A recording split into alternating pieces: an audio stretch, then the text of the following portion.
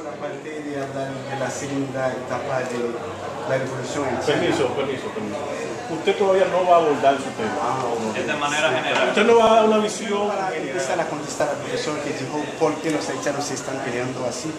Debo decir que eso viene desde África, que venimos de diferentes tribus y en aquellas tribus son estos mismos primos que traicionaron a los primos al venderlo al blanco. Es decir, que desde entonces hasta hay un proverbio que dice en Haití que desde África que los negros traicionaron a los negros. Es decir, eso sigue siendo hasta ahora en Haití. Y cuando yo estaba hablando de la parte que me toca, la segunda etapa, eso me fascinó porque yo preparé mi tesis en derecho sobre vodú y derecho penal. Vodú y derecho penal. Es decir, que la cuestión de vodú es muy complicada. No es así. Pero, ¿qué sucede en esa evolución? Primero, tengo que decir que, a mi parecer, Toussaint Louverture debería de tener un monumento en el Hondo.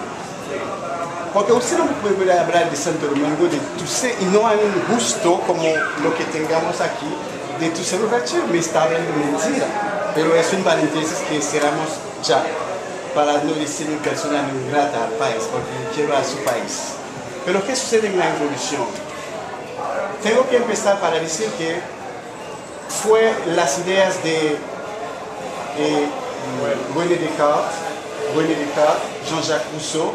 Esas personas o esos filósofos venían con la idea de que el hombre nace libre y que los esclavos que estaban trabajando en la casa de esos colonos escuchaban al colono, al blanco, diciendo que yo también, carajo, necesito libertad y el mundo no está así.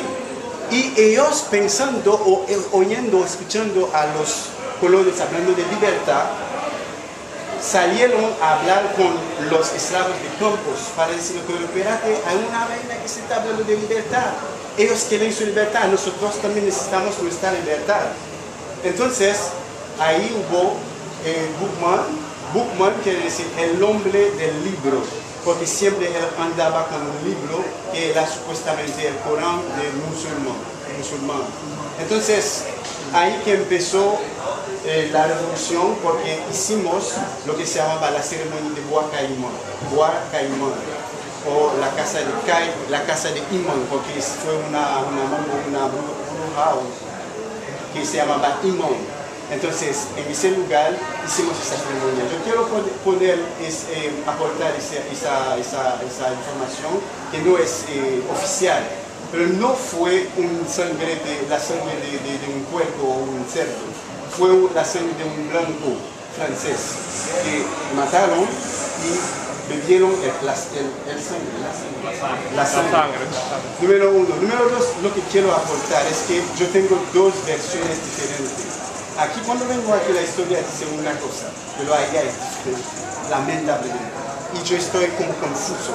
Yo soy profesor en la escuela de idioma de la UAT, creo. Cuando estoy hablando con los estudiantes me dicen cuál es la reina Anacaona. En mi país fue en Leogán.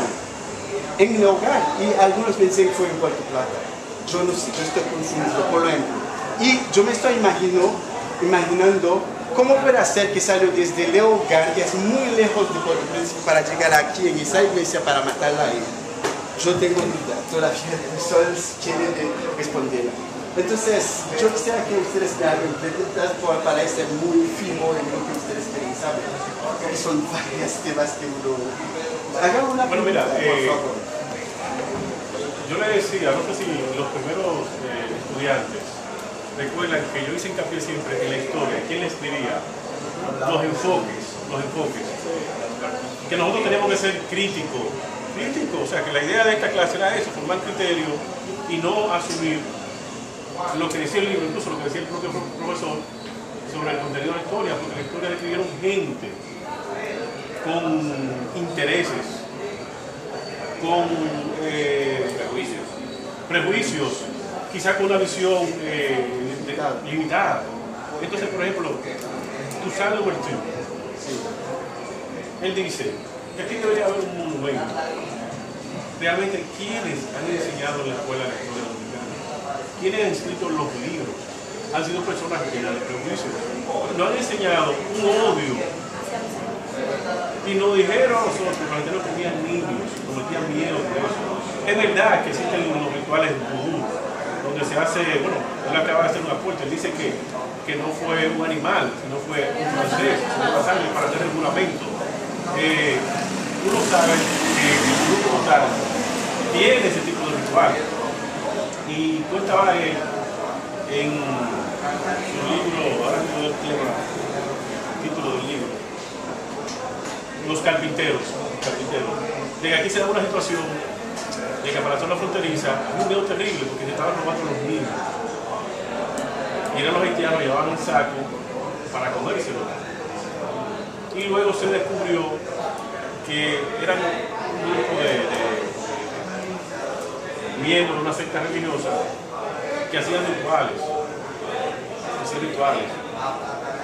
Pero que no era que el haitiano hacían rituales. Es un sacrificio con...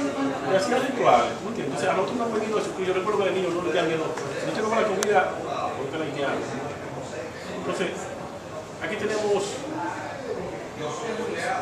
monumentos de personajes norteamericanos, ingleses, de América, Martí, Bolívar. Y realmente, si ustedes vieron el aporte que hubo de los primeros revolucionarios haitianos a la liberación de esta parte, y la visión que tenía era muy progresista, porque era sobre la base de la igualdad. No había el concepto de dominación, sino el aporte. Incluso hubo una traición de los españoles.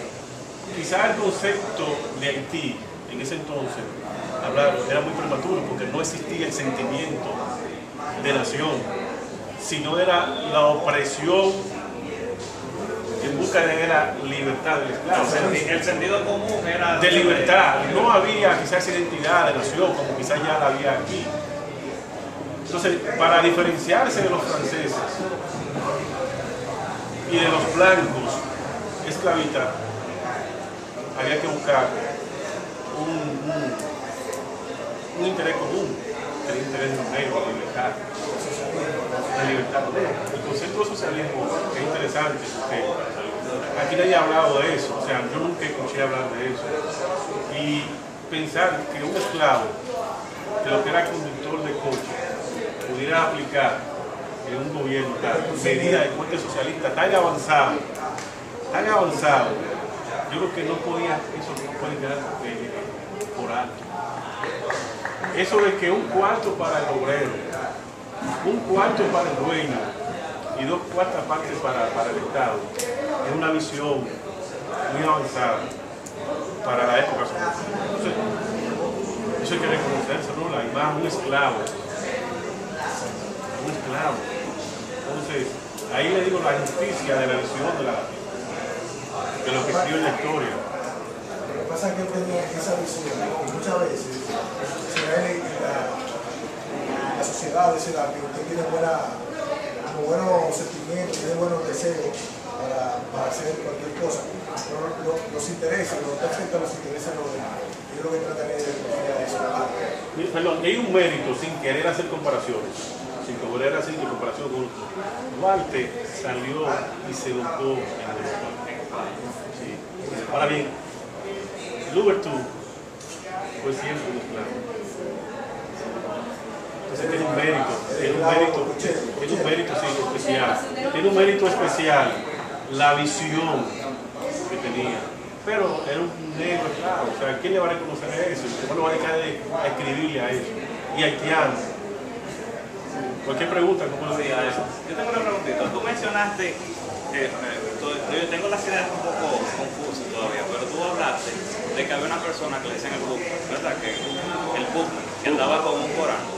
Entonces, tú mencionaste que se hace llamar imán, pero el imán en la religión musulmana es el encargado de las sectas religiosas en determinados grupos. o sea, de la religión musulmana, es, podríamos decir, el pastor en el caso, o sea, sería igual al pastor en el caso de la iglesia protestante.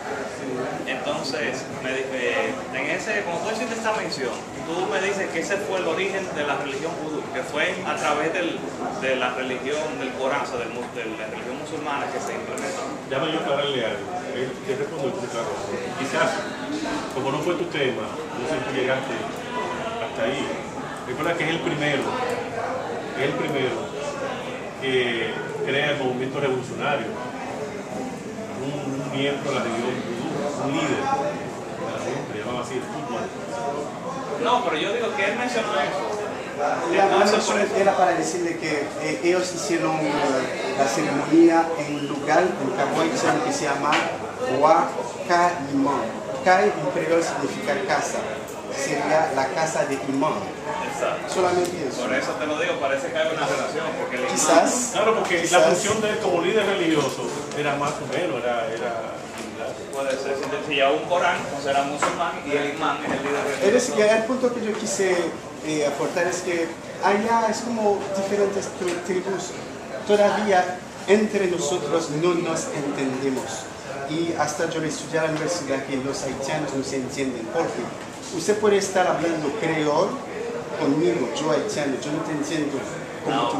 No hay dialectos distintos. Y eso es el problema que tenemos todavía, lamentablemente. Hubo un tiempo donde usted llegó a una oficina, si usted no habla francés, no te atiende.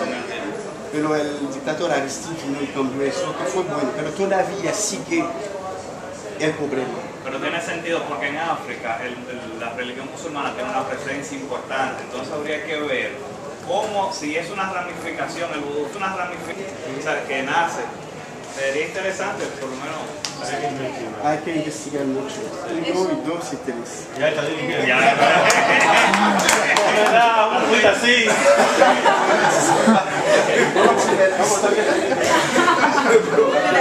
relativo a lo que él comenta. Yo leí que Imán realmente él venía de Jamaica, o sea, él fue una persona que esclavizaron los ingleses inicialmente.